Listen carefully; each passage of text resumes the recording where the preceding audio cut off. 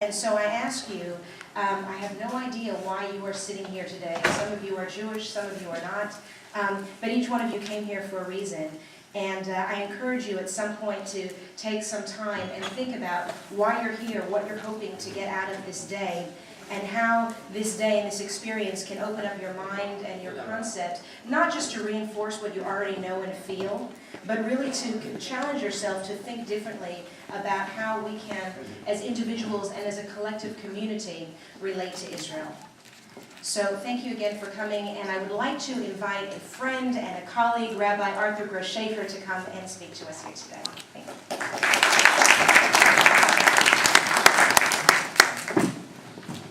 I've been asked you about a 10-minute set introduction for the program today. But first of all, I just want to say it's an honored part of this program, and I really want to thank the committee. So I know Peter's one that is the co-chair, right, with Gail. And are there members of the committee in the room? If you could stand, we just want to thank you for putting this together. All members of the committee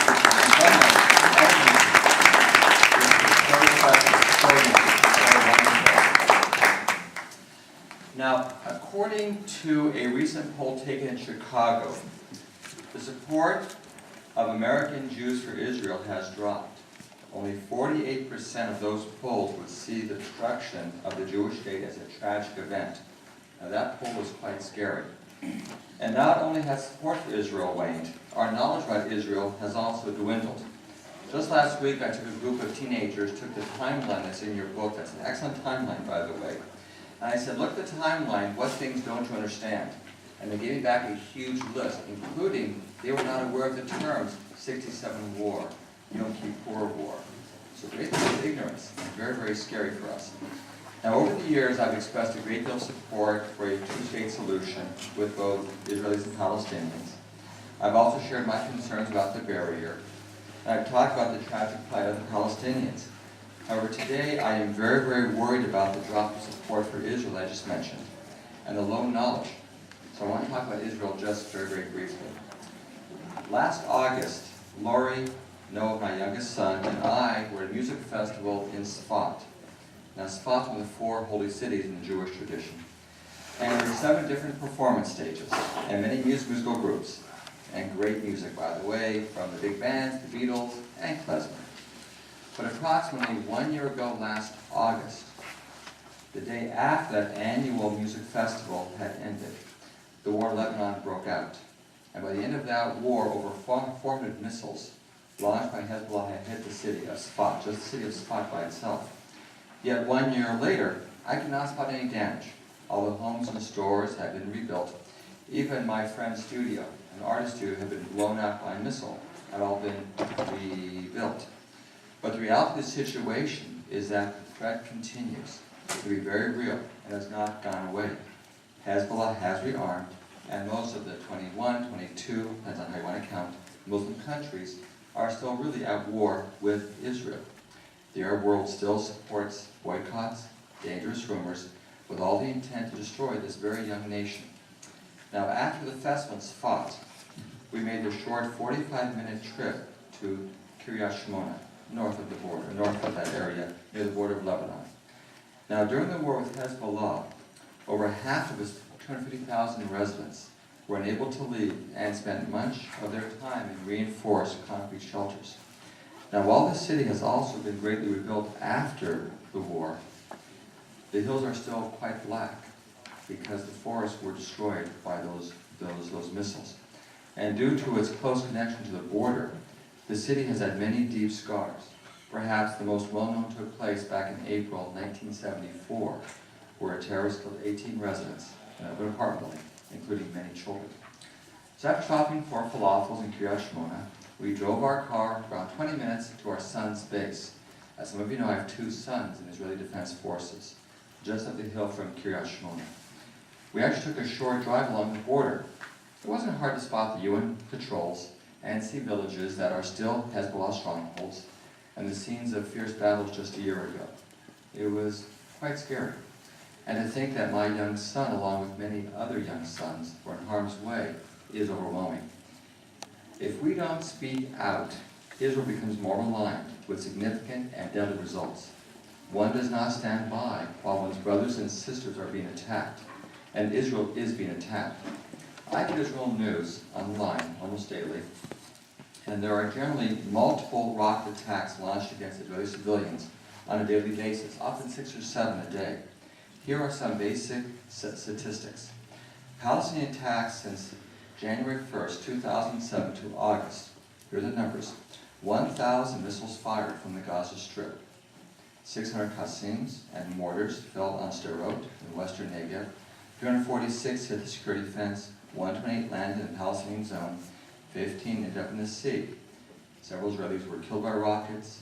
Many were grievously injured. Many were lightly injured. A large group were in a state of shock. And those attacks have not stopped. They happen, as I mentioned before, virtually every day.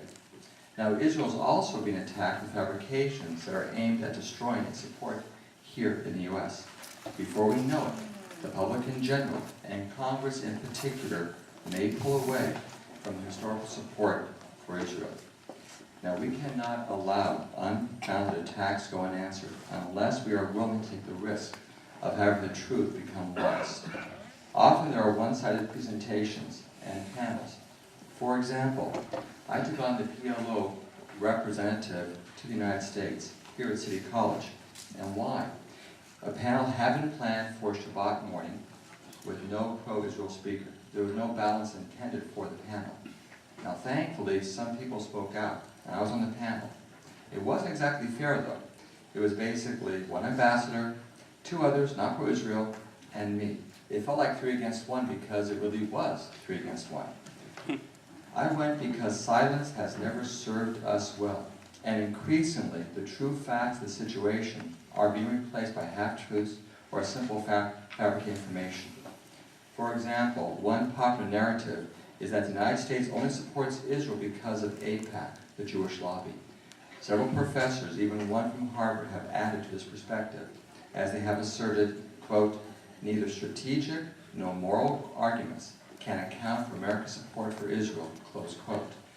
This conclusion suggests that the unreasonably powerful Jewish lobby has pulled the U.S. away from its own self-interest, and but for this Jewish lobby, the U.S. would not be so hated or so attacked by the Arab world. The meta-message, the overall impression the story gives is that the Jews are unreasonably powerful and use their power for their own self-interest. And today there is a bizarre conspiratorial theories that link Jews to every known calamity, from 9/11 to the spread of disease. To be sure, there are many moderate voices arguing for respect and interfaith harmony. However, Jews and Israel often are dehumanized and has become a prominent feature of life in many areas. And of course, there is an attempt to say that the Holocaust never happened. The basic focus from many of these myths is that Israel is not a legitimate country, and Jews have used their excessive power in its creation and protection. These are scary times, and we need to understand the issues, the very complex issues, and we need to know when and how to speak out. For if we do not speak out, no one else will. So therefore, it's critical to learn. But there's one more thing, too. I really want to encourage all of us to make a pledge to go visit Israel as soon as possible. B'nai B'rith is having a tour, I believe, in spring break. And there are even flyers out there. I'm taking a group of lawyers to Israel in July. And they're really nice people. And we need to really encourage this. For many reasons, the obvious one for us to get a sense. But here, listen to this.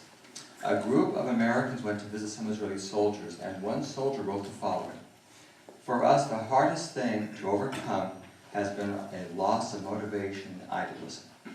Meeting your wonderful group has done more for us than we could ever pretend to put into words. What you did is important. This might be an exaggeration, but it makes a huge impact in the military here and Israel society. We meet people who remind us of our mission and why we are here and who we are doing it for. We can never rate it on a scale because without people like you outside of Israel, nothing will be possible here. More importantly, the support from people living outside of Israel both has a huge impact in Israel and in the diaspora. You guys are doing something incredibly vital for this place, and we implore you to continue with the passion and dedication you have shown, because people do feel it here. We feel it here. Israelis always get mad when Americans criticize policy, or Israeli life, because they feel that Americans are comfortable just writing checks without having to get involved. This trip and this group defies everything and proves that there are Americans, a lot of them, who not only want to help, but feel it is their duty. Your actions demonstrate that you need Israel as much as Israel needs you. By your actions, you remind Israelis that we are not alone, that this is not their burden to carry alone, but a collective one for all Jews over the world. Now, this was written by my sons, Avi and Yoav, after met some people, some good Americans, but they really speak for a larger group. So Israel needs us, we need Israel, and we need to learn. And therefore, I'm so happy that we're all here. Again, I want to thank the committee. And I want to end with a very short prayer that we often use. The Hebrew, I think you all know, please join me. Oseh shalom v'ramam hu yaseh shalom aleinu v'al kol Yisrael v'yamru amen. May God who creates peace in the high heavens help us to create peace and always walk in peace as we learn together today. Thank you very much.